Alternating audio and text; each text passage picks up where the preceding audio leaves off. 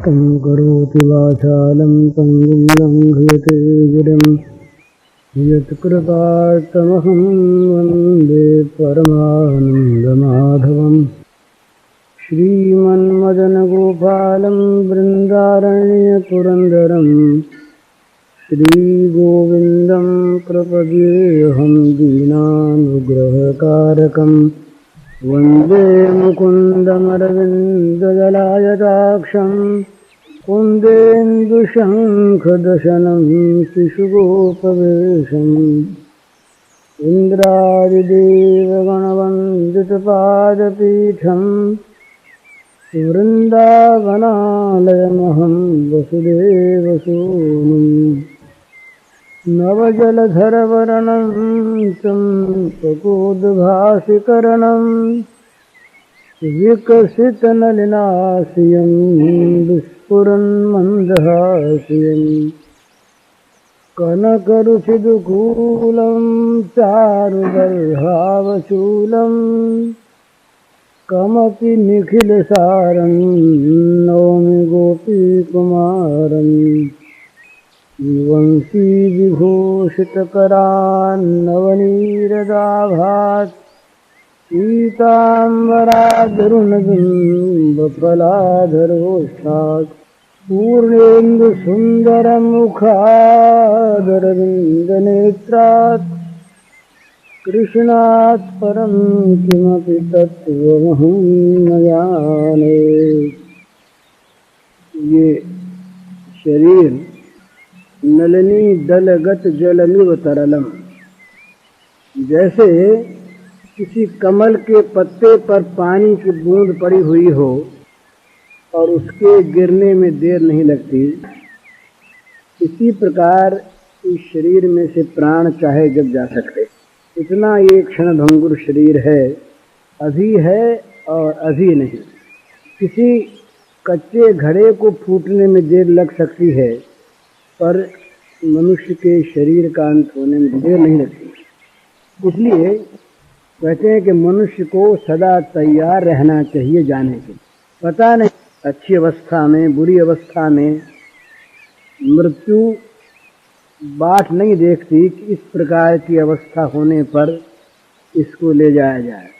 चाहे जब, चाहे जहाँ, चाहे जिस परिस्थिति में, चाहे जितना कामकाज बाकी रहते हुए भी जब मृत्यु आती है तो क्षण भर के लिए भी मृत्यु विराम नहीं करती, वो रुकती नहीं, और वो कब आ जाए इसका पता नहीं। इसलिए मरण धर्मा मनुष्य को, पशु में विवेक नहीं, जानते नहीं, मनुष्य जानते हैं कि मरना है ही, तो मरण धर्मा मनुष्य को जिसका मरना निश्चित है और कब मरना हो जाए ये हम जानते नहीं। तो ऐसी अवस्था में मरने के लिए तैयार रहना चाहिए। और दूसरी बात, मरने से पहले पहले जिस असली कार्य के लिए मानव देह मिला है उसमें लग जाना चाहिए। अगर पूरा न भी हो तो लग जाना चाहिए। और ये मरने की तैयारी में ये बात भी आ जाती है। मृत्यु की तैयारी उसकी है जिसका मन यहाँ कहीं पर किसी वस्तु में न अटका रहे। आसक्ति और ममता ये दो जहाँ रहती है वहाँ मृत्यु की तैयारी नहीं होती। मरना पड़ता है, बाध्य होकर मरना पड़ता है, उसका वश नहीं चलता, पर वो मरना चाहता नहीं। वो चाहता है मैं रहूं और मेरी ममता की सब चीज़ें भी ज्यों की त्यों रहे, और इनमें जो मेरी प्रीति है ये प्रीति हटे नहीं, घटे नहीं। इस प्रकार ममता और आसक्ति वाला मनुष्य वस्तुओं से, प्राणियों से अपने को जकड़े रखता है। वस्तुएं ही बांध रही है मनुष्य को, न प्राणी बांधते हैं। सूरदास जी कहते हैं अपन को आप नहीं बिसर्यो, सूरदास नलिनी के सुवटा कह कहु कौने जकड़्यो। एक फूस के छप्पर में एक पतला सा बांस था, बहुत पतला, उस पर जाके सुग्गा बैठ गया, निकला हुआ था। वो सुग्गे के बोझ से बांस जो है छोटा सा पतला अंगुली जैसा, वो उलट गया, फिर गया, ऐसे खोसा हुआ था। तो उस सुग्गे ने अपने पंजों से, उल्टा हो गया ना, तो बांस को पकड़ लिया। उसके मन में आया कि छोड़ दूंगा तो गिर जाऊंगा, उड़ना भूल गया और कहने लगा कि बांस ने मुझको पकड़ लिया। तो जैसे बांस ने उसको नहीं पकड़ा, वो खुद पकड़े हुए है, इसी प्रकार संसार ने हमको नहीं पकड़ा है, यहाँ के प्राणी पदार्थों ने हमको नहीं पकड़ा है, हम ही ने उसको पकड़ रखा है। और ये छोड़ना होगा, छोड़ना होगा, पर मन से छूटेगा नहीं। मन में बिना छोड़े हुए ही इनको हम चले जाएंगे। इनके संस्कार, इनकी ममता, इनकी आसक्ति हमारे साथ जाएगी, तो मरते समय बड़ा दुख होगा। मरते समय उन लोगों को बड़ा दुख होता है जिनकी प्राणी पदार्थों में ममता और आसक्ति रहती। छोड़ना चाहता नहीं, छूटता है। हमको जबरदस्ती कोई यहाँ से उठा करके अलग कर दे, कितना दुख होता है। जिस घर में हम वर्षों रहे, जिस घर को मेरा मेरा कहते रहे, घर की एक एक चीज को मेरी मानते रहे, मेरी कहते रहे, दूसरे का अधिकार नहीं होने देते रहे किसी प्रकार भी, वो वस्तुएं जब जबरदस्ती छोड़नी पड़ती हैं, जब उस घर से बाहर निकाल दिया जाता है जीव को, ममता है पर ममता का कार्य नहीं हो सकता, तो बड़ा दुख होता है। तो ममता और आसक्ति ये रहने पर भी छोड़ना पड़ता है ममता की वस्तुओं को, लेकिन दुख होता है, तैयारी नहीं है, और मानव जीवन की सफलता तो होती नहीं। उन्हीं में मन रहते आदमी मरता है, उन्हीं में कहीं कीड़ा होता है, कहीं कुछ होता है, कहीं कुछ होता है, वो कहीं पर भी वो उसको शांति नहीं मिलती। मरते समय जहाँ मन रहता है, कपड़े में मन रहा तो कहीं कपड़े में कीड़ा बनेगा आकर, जहाँ मन वहाँ अगला तन, ये निश्चित बात है। अंत समय में तो निरंतर भगवान का स्मरण रहे और भोगों में, प्राणी पदार्थों में ममता आसक्ति रहे नहीं, तब मरने की तैयारी। चाहे जब मौत आ जाए, वो मौत से कहेगा कि आ जाओ भाई, मैं तो भगवान में बैठा हूँ। और जो भगवान में बैठा है, जिसके मन में भगवान बैठा है, उसको मौत मार नहीं सकती। मौत उसके पास आके हमेशा के लिए मर जाती है। ये भगवान ने कहा, माम उपेत तो कौन्तेय पुनर्जन्म न वेद्यते। जिसने मुझको प्राप्त कर लिया उसका पुनः जन्म नहीं होगा। उसकी मौत मर गई, जन्म हो तो मृत्यु। तो भगवान में जिसका मन लगा हुआ, उसको भगवान की प्राप्ति, भगवान मन में बैठे हुए। तो भगवान ने कहा कि ऐसी अवस्था में जो मरता है, वो माम एव एष्यसि असंशयम, वो निस्संदेह मुझको ही प्राप्त होता है, कोई संदेह नहीं, इसमें मुझको ही प्राप्त होता है। तो ये तैयारी, विषयों का चिंतन छोड़कर भगवान के चिंतन में लगे रहना और संसार के प्राणी पदार्थों में ममता न रखकर, आसक्ति न रखकर, भगवान की आज्ञा अनुसार उनकी सेवा करते रहे। हम कहीं घर से भाग के जाएंगे तो कहाँ जाएंगे? वहाँ कोई न कोई नई चीज में अपने घर की भावना कर लेंगे, वहाँ ममता कर लेंगे।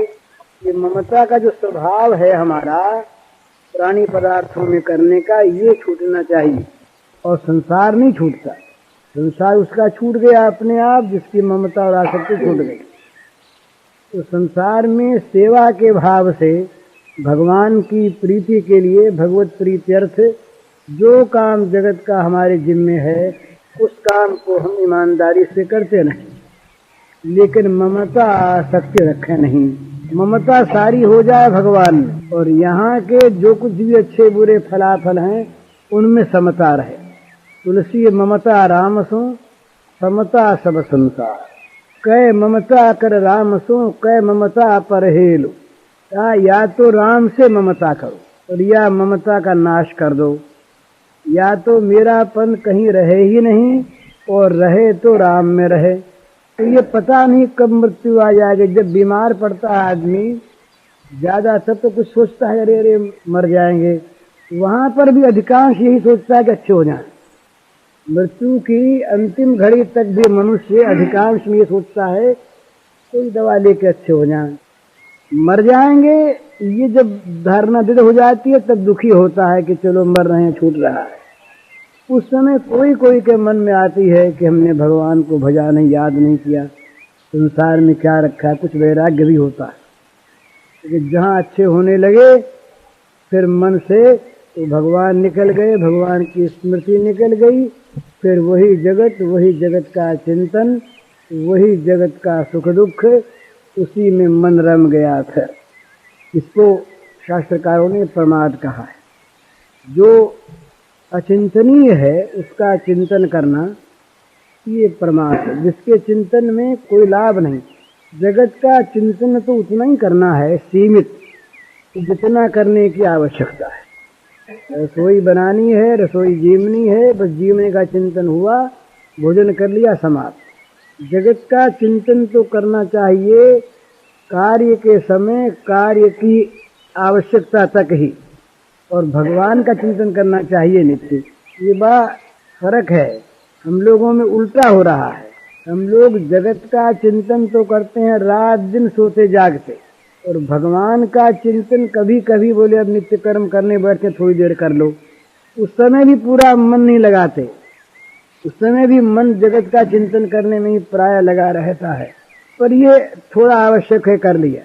करना इससे उल्टा है। दुकान पर गए, दुकान का चिंतन किया, ऑफिस में गए, ऑफिस का चिंतन किया, काम किया, फिर उसको भूल के असली काम में लग गए। अपना असली स्वरूप और अपना असली काम, इन दो को न भूलते हुए जगत का दर्शन करे और जगत का काम करे। हम लोग क्या करते हैं कि जगत को और जगत के कामों को न भूलते हुए और कहीं कहीं आत्मचिंतन करते हैं, कहीं कहीं भगवान का नाम लेते हैं। वो अवसर का काम है, आवश्यक हो गया कर लिया। असली काम तो यही है। हम जगत के हैं, हमारा आत्मस्वरूप हम भूले हुए हैं, और जगत के काम ही हमारे अपने आवश्यक से आवश्यक काम है, वो होने चाहिए। ये चाहे समय पर हुआ तो हुआ, न हुआ न हुआ। इसके ठीक विपरीत ये होना चाहिए कि जगत के काम तो जब याद करने की जरूरत हो तब याद करें, और उसको किया फिर उसको छोड़ दिया, हो गया। और भगवत चिंतन हमेशा करें। भगवान ने कहा तस्मात् सर्वेषु कालेषु मामनुस्मर युध्य च। भगवान ने कहा कि सर्व काल में तो मेरा स्मरण करो, और युद्ध करने के समय युद्ध करो। युद्ध के लिए सर्वकाल नहीं, युद्ध जब करना हो तब युद्ध की बात सोचो, युद्ध करो, और नहीं तो सर्वकाल में निरंतर मेरा स्मरण करते रहो। सर्वेषु कालेषु मामनुस्मर युध्य च। सर्वकाल में निरंतर मेरा स्मरण करो। स्मरण मुख्य, भगवान में चित्त का लगाए रखना ये मुख्य, और जगत का चिंतन ये आवश्यकता अनुसार जरूरत पड़ी कर लिया, फिर नहीं। जैसे हम घर में भी ऐसे बहुत से काम होते हैं, जब आवश्यकता हुई तब तो कर लिया और फिर अपना उस काम को छोड़ दिया। नित्य कर्म को ऐसा बना रखा है ना हमने, 7 घंटे नित्य कर्म कर लिया, फिर कल करेंगे, छोड़ दिया।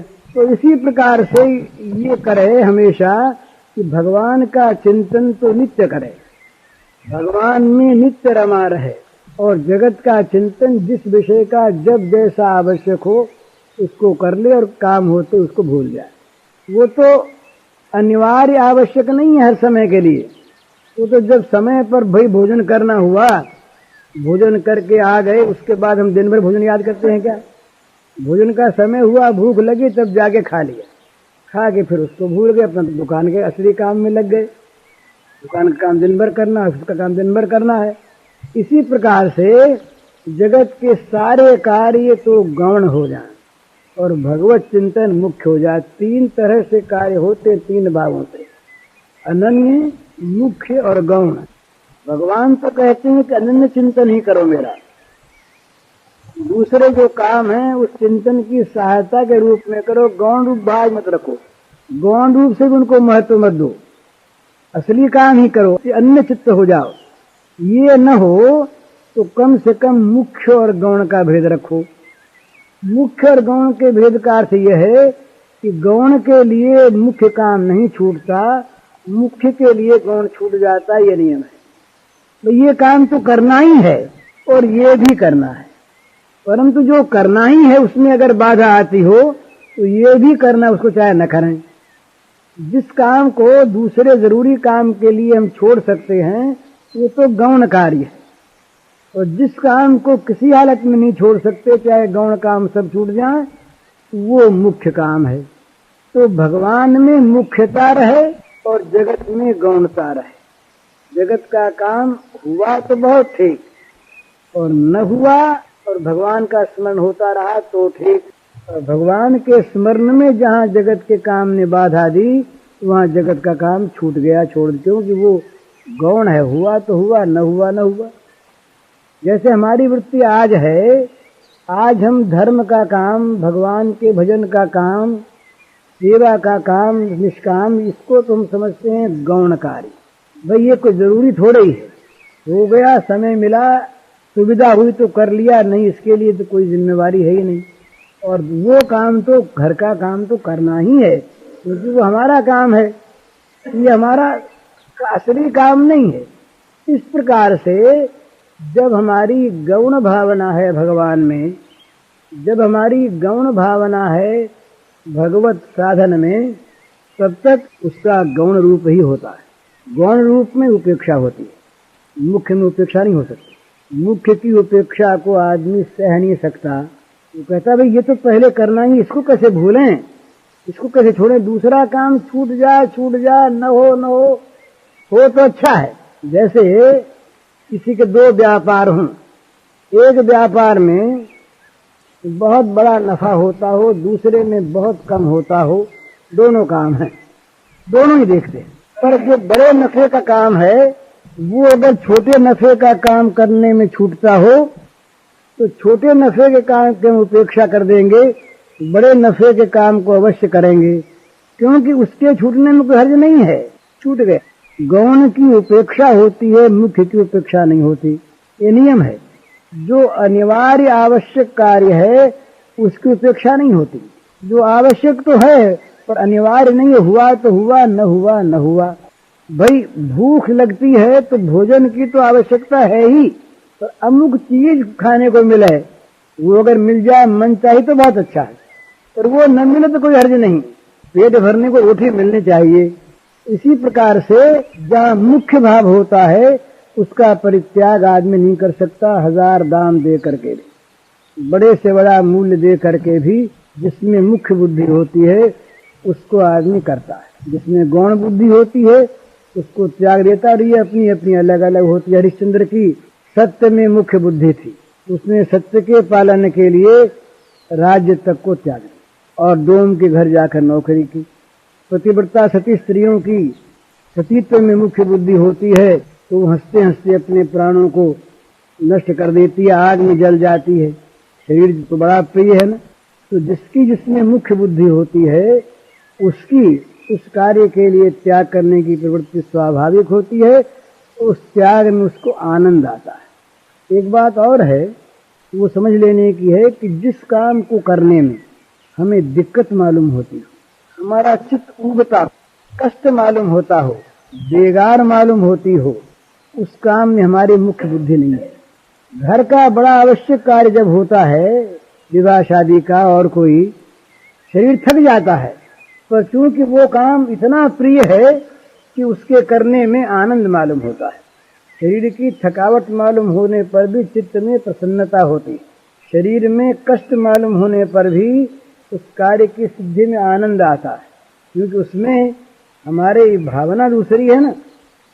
तो जिस साधन के करने में, जिस प्रकार की साधना में हमको मन में कष्ट होता हो, चित्त उकताता हो, बहुत देर हो गई माला फेरते खिचड़ी फेरें, इस प्रकार चित्त उब गया, आनंद नहीं आने लगा, चित्त में थकावट मालूम होने लगी, शरीर में नहीं चित्त में थकावट मालूम होने लगी, दूसरे काम की ओर मन जाने लगा, तो समझना चाहिए कि उस साधन में हमारी वास्तव में मुख्य बुद्धि नहीं।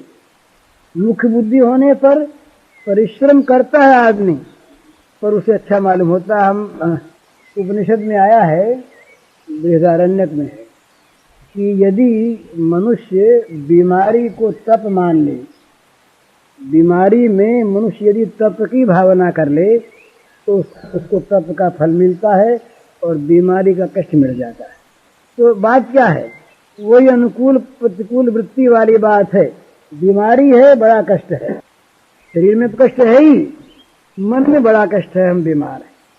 और तपस्वी आदमी जब जेठ के महीने में चारों तरफ आग जला करके धूप में बैठता है तो शरीर को तो कष्ट होता ही है, पर चूंकि उसमें तप बुद्धि है, तप बुद्धि होने से उस काम को उत्साह पूर्वक, आनंद पूर्वक, उल्लास पूर्वक करता है। करने में उकताता नहीं, बुरा मालूम होता नहीं, थकता नहीं मन, और तप बुद्धि रहने से तप संपन्न हो गया, आनंद मिलता है, फिर तप का फल मिलता है।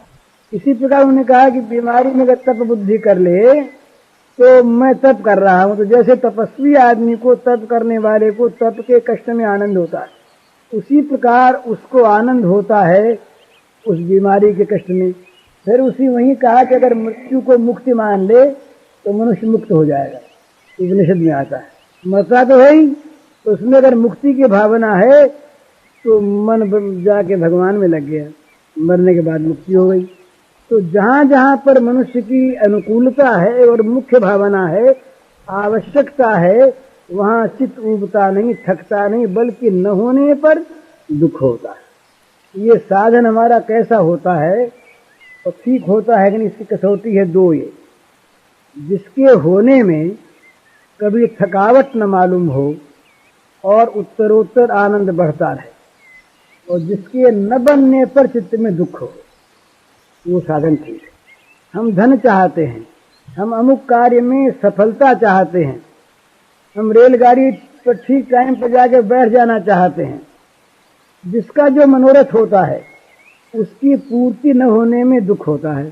अगर दुख नहीं होता तो समझना चाहिए कि उसका जो मनोरथ था वही मिथ्या था, मनोरथ था नहीं था तो बहुत गौण था। जो चाहता है आदमी वो अगर नहीं हो पाता दुख होता है। तो हमको अगर साधन न होने पर, भजन न होने पर चित्त में दुख होता हो तो समझना चाहिए कि हम भजन चाहते। भगवान की प्राप्ति न होने पर चित्त में परम व्याकुलता होती हो तो समझना चाहिए कि हम भगवान को चाहते। और उनके न मिलने पर अगर दुख न होता हो, आनंद में कटती हो, तो समझना चाहिए कि हम नहीं चाहते हैं। काम ही नार प्यार जिमी, लोभ ही प्रिय जिमिदाम, सिमित गुनाथ निरंतर प्रिय लागहु मोहराम। इसका यही तो रहस्य है। जो वस्तु जिसको अत्यंत प्रिय है उसको वो कभी नहीं छोड़ना चाहता।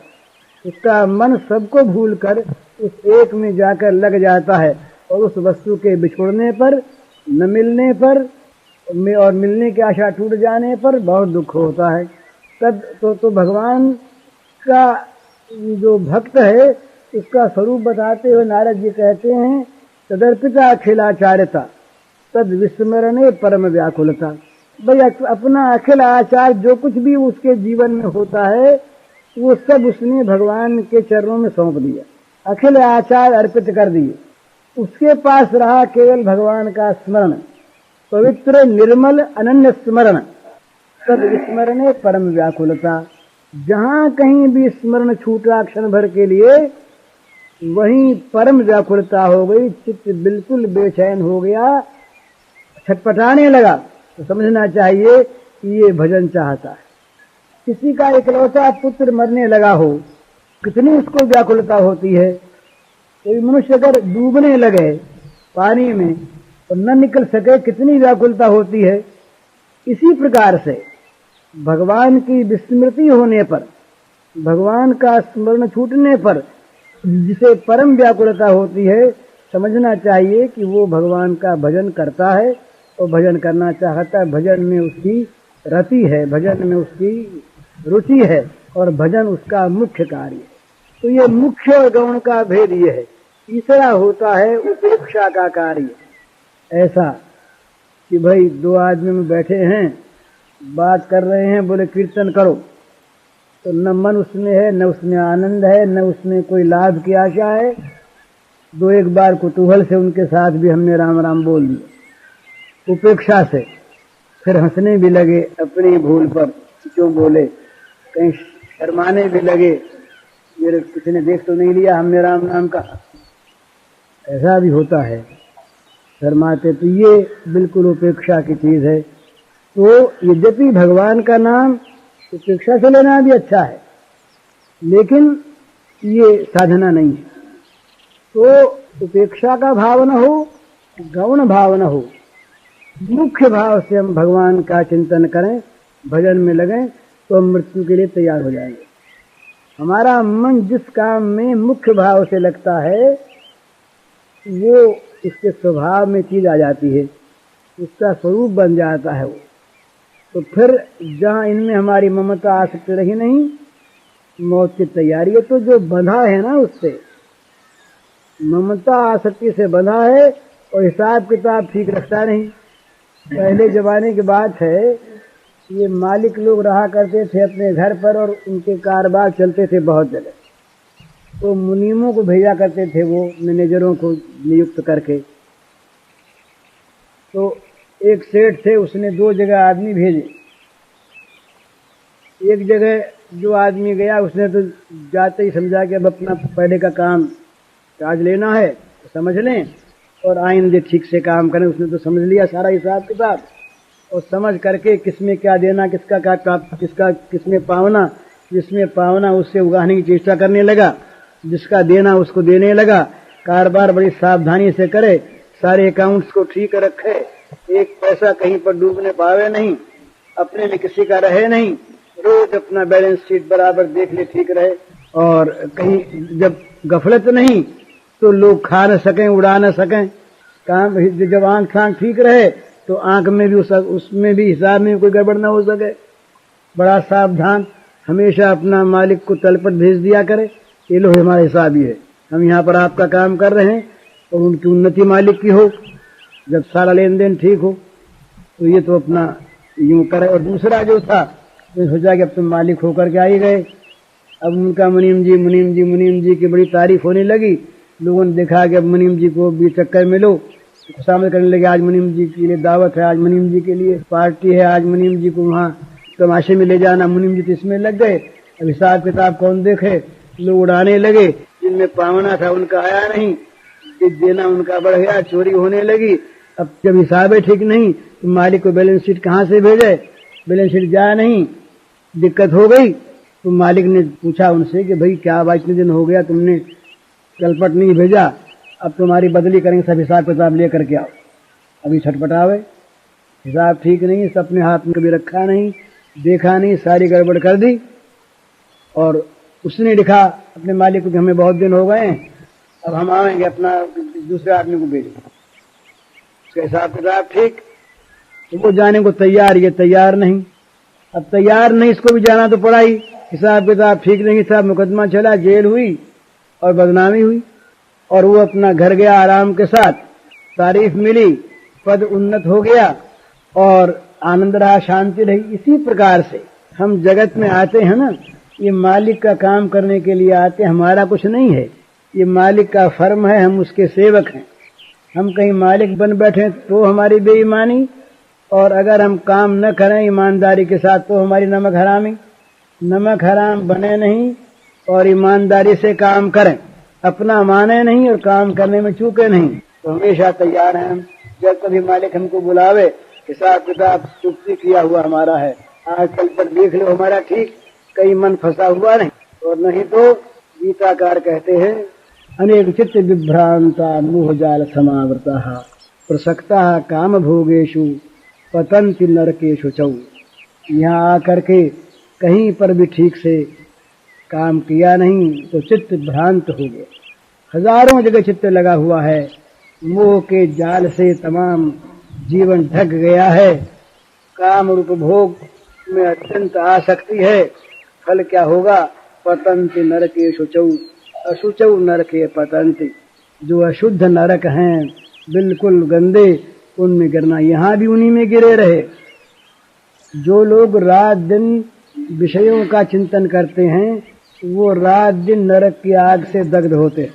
नियम है ये, कामना की आग जितना जलाती है आदमी को, उतना अभाव की आग नहीं जलाती। अभाव हो और अभाव में अगर कामना न हो, अपमान हो और मान की कामना न हो, निंदा हो स्तुति की कामना न हो, अभाव हो और अभाव पूर्ति की कामना न हो, तो अभाव अपमान निंदा दुखी नहीं कर सकते आदमी को, कुछ नहीं। और यदि कामना है तो बड़ी उसमें मन में जलन होती है, चिंता होती है।